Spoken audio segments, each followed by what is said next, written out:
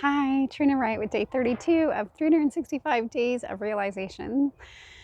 So, on the heels of yesterday, today I want to talk about how easy the whole thing here seems, in the sense of like we're all vibration and I am a love and light vibrational being, which translates into the fact that I am a creator and I can create whatever I want based on the vibration that I'm outputting. So, it would seem then that anything that I want is not only accessible, but should be somewhat easy to create. And so, what is the big thing that gets in the way? And here's one of the things I've been thinking about today.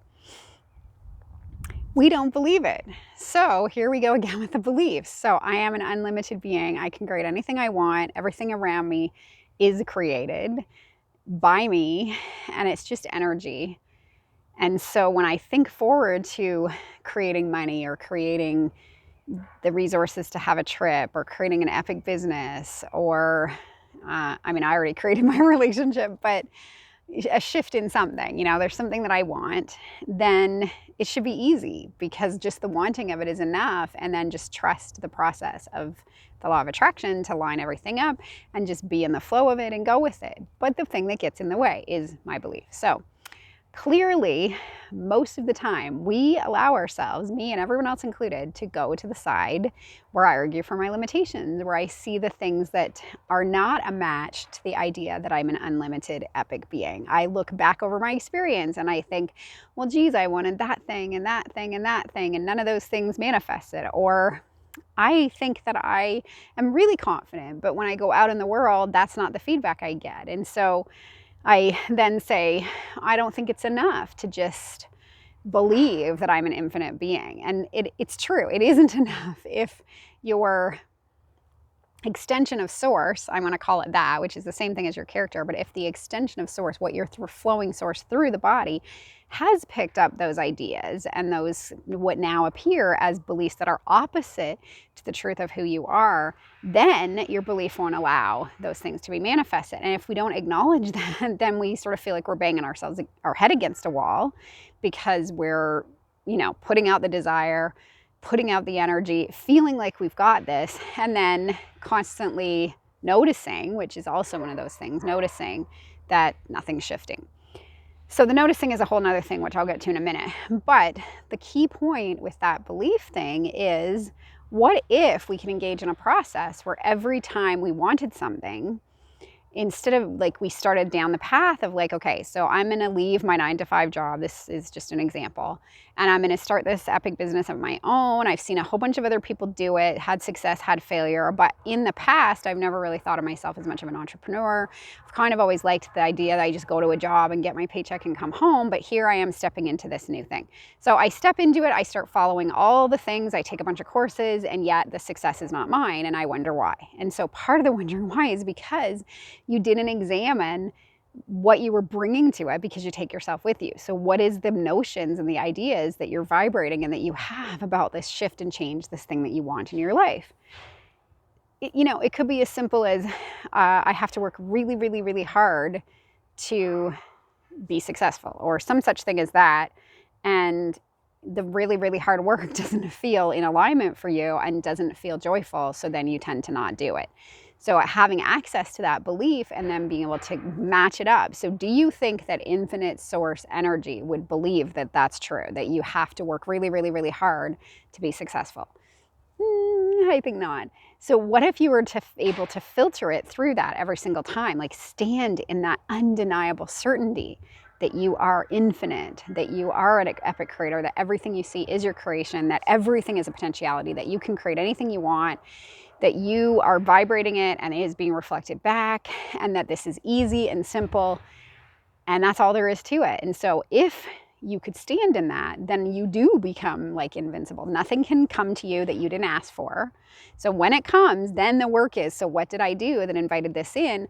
What am I showing myself about my vibration, about my beliefs, about what's holding me back? And how do I get more fine-tuned, finesse it a little more so that I can come more into being in pure alignment with all of those things? So it's interesting, because what I realized is that our inner being, in essence, holds beliefs about us. I mean, I don't think that's true, maybe, because source energy is just pure positive love light. But for the sake of this, because it helps to make it make sense to our logical mind, our inner being holds a set of beliefs. It would be really cool to think about what our source beliefs, what are the beliefs that source holds.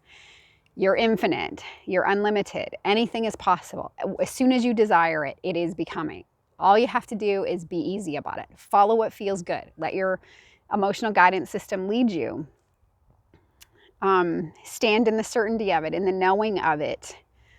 Yes, you can do it. You're loved, you're supported. You have all the resources of the universe behind you, cooperative components lining up, everything to take you to the realization of that desire. Every desire is equally valid and plausible and true. Every desire is supported by your inner being that takes you forward into that epicness of your own growth. If you could sort of write out your own, and I think there's probably a master list, so to speak, of the beliefs that source would hold, then match your beliefs. Sit it down next to it and go, okay, so I have this belief that, you know, it's hard to be successful, or that if I don't do it the first time, it means that I'm a failure, or I'm no good, or people won't think that I'm smart enough or young enough, or all those kind of things. And then you match them against what your inner being would say about the same thing, and then just see, you know, is there alignment between these two things? And if there isn't, well, what can I shift that's going to bring me into alignment with those beliefs? That's a good way to do it when it's a specific thing. But the other good way to do it is just in general. How can I hold the beliefs that my inner being holds? Because that will bring me into alignment. And it's so cool because I've never thought of it exactly this way. Like, we think about our inner being as this sort of ephemeral, vibrational, invisible sort of aspect of ourselves. And I've taken it even as far as to like see that aspect of me played out loud with me, dancing with me and walking with me and stuff like that.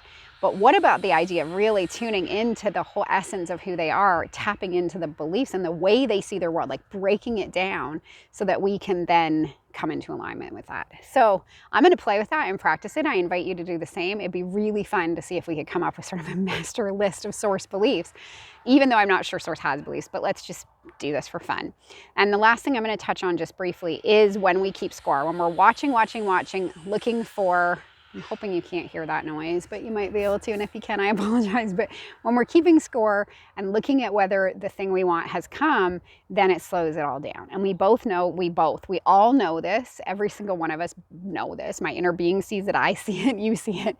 And it's so hard. It's so hard not to want to see our alignment out loud. And that is part of the joy and part of the fun. It's the not being attached to it that is key here. It's okay to see it coming, but to stay in that place of it's becoming and then allow it to become and not need it to look a certain way, not need it to be in a certain time, to hold that trust and see the tiniest little things as evidence of it coming, like getting a nudge to go this way and finding a perfect parking spot, getting a nudge to go to that store and finding the very thing you were looking for at a perfect price, moving this direction and running into someone that had the thing that you were looking for, had some information to tell you, or became a new friend, or was an old friend. You know, any of those things can be evidence that you're lining up with all of what you want to line up with. And also go with how you feel. Don't wait for the manifestation to come, but all of a sudden have a recognition that, wow, when I paid my bills this month, it felt so good. I felt so free. I didn't have any tension about it. I just was like,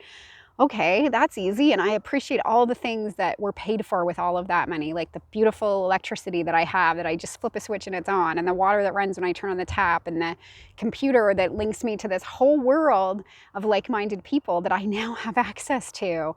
And on and on and on. The beautiful car that I get to drive that runs so efficiently and smoothly and helps me take my kids to school every day. And the wonderful food that I get to create with in the kitchen that feels nourishing to me. And it allows me to express a level of my creativity and just see that all of those things, like how I feel in any given moment, is part of it. I've been noticing that I'm tapping into more creative expressions, and I've been feeling like this creative energy that's moving through me as I started making these videos more and more.